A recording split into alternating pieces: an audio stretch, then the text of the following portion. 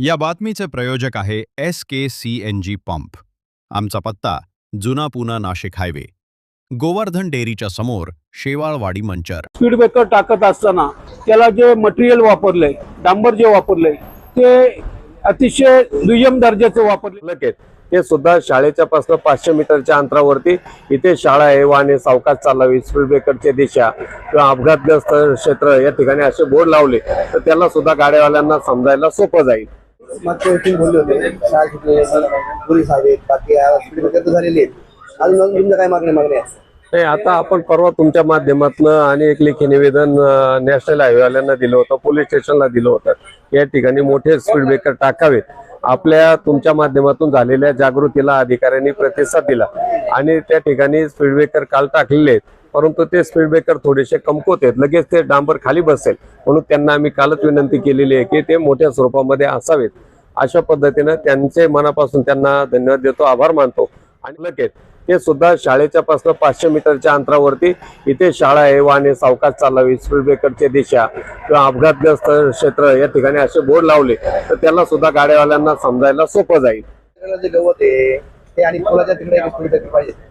हो, आता साईड पट्ट्यांना जर पाहिलं तर सगळं गवत आलेलं आहे, ते गवत काढण्याची विनंती आम्ही नगरपंचायतला आताच केलेली आहे आणि त्याच्यावरती गवत काढल्यानंतर थोडा मुरुम टाकला तर पावसात जे काही चिखल बिखल होतो त्या ठिकाणी पाणी साचतं, ते साचणार नाही।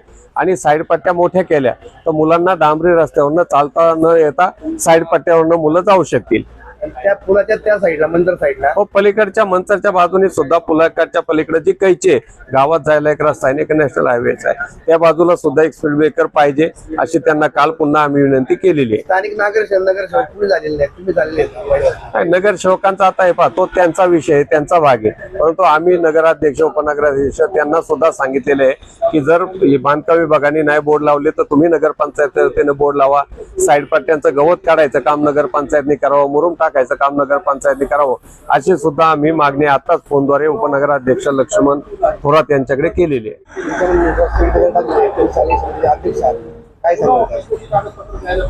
आपल्या माध्यमातून आम्ही 8 दिवसापूर्वी या ठिकाणी नॅशनल हायवेकडे अधिकाऱ्यांकडे मागणी केलेली होती की रस्त्याच्या दोन्ही बाजूला त्या ठिकाणी स्पीड ब्रेकर टाकले गेले पाहिजे आणि त्यांनी ती मागणी पूर्ण केली, त्याबद्दल निश्चितच त्यांचे आभार मानतो।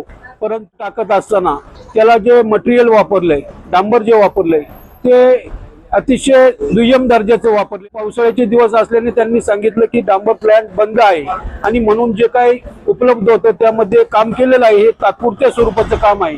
पण निश्चितच फक्त या ठिकाणी शाळेसमोरच स्पीड ब्रेकर टाकून जमणार नाही, तर पुलाच्या पुढे देखील मंचर शहराला जो उपरस्ता जातो त्या उपरस्त्याने अनेक विद्यार्थिनी रोजचे जा ये करत असतात आणि त्या रस्त्याला देखील स्पीड ब्रेकर टाकणे गरजेचे आहे। आणि आपल्या माध्यमातून पालकांना देखील विनंती करतो की आपण आपल्या मुलांना, शक्यतो 16 वर्षाखालील मुलं आहेत सर्व, यांना कुठल्याही प्रकारची 2 व्हीलर आपण देऊ नये, कारण अनेक मुलं ही ट्रिपल सीट त्या ठिकाणी चालवत असतात आणि याच्यामध्ये मग अनेक ऍक्सिडेंट होत असतात। सध्या पावसाळ्याचे दिवस आहेत, रस्ते घसारडे झालेले असतात, अशामध्ये आपण आपल्या मुलांना 2 व्हीलर देणे योग्य नाही। प्रत्येक पालकांनी देखील त्याची काळजी घेतली पाहिजे आणि नॅशनल हायवेचे जे अधिकारी असतील त्यांना देखील या ठिकाणी आपल्या माध्यमातून सांगतो की आपण या ठिकाणी जागोजागी या ठिकाणी स्कूल असल्याचं, माध्यमिक विद्यालय असल्याचं, प्राथमिक विद्यालय असल्याचं असे बोर्ड त्या ठिकाणी लावण्यात यावे। त्याचप्रमाणे अपघातग्रस्त प्रवण क्षेत्र म्हणून असे देखील बोर्ड त्या ठिकाणी पिंपळगाव रोड ते महात्मा गांधी विद्यालय या ठिकाणापर्यंत लावण्यात यावे, ही आपल्याला विनंती। ते रोड रोमिओ असतात, ते शाळा या ठिकाणी जास्त गर्दी करतात आणि गाड्यावर झोपतात, त्याच्याबद्दल काही निवेदन वगैरे दिले? या ठिकाणी नक्कीच महात्मा गांधी विद्यालय असेल, त्याचप्रमाणे प्राथमिक विभाग असेल, दोन्ही प्राचार्यांनी त्या ठिकाणी पोलीस स्टेशनला पत्र दिलेलं आहे आणि यापूर्वी देखील अनेक पत्र दिलेलं आहे। आज त्यांनी सांगितलं देखील आहे की आमचे रोज दोन्ही वेळेस, शाळा सुटते वेळेस आणि शाळा भरते वेळेस 1-1 तास त्या ठिकाणी 2 कॉन्स्टेबल या ठिकाणी राहणार आहेत। आणि नक्कीच फक्त रोड रोमिओ हा पोलिसांनीच नाही तर ग्रामस्थांनी देखील याच्यावर चाप बसण्यासाठी प्रयत्न केले पाहिजे। नगर पंचायतच्या माध्यमातून या ठिकाणी शाळेच्या मध्ये मुलांना एक विश्वास देण्यासाठी मंचर नगर पंचायतचे जे सीओ आहे त्यांनी देखील या ठिकाणी मुलांसाठी एक मार्गदर्शनपर असं वर्ग त्या ठिकाणी घेतला गेला पाहिजे.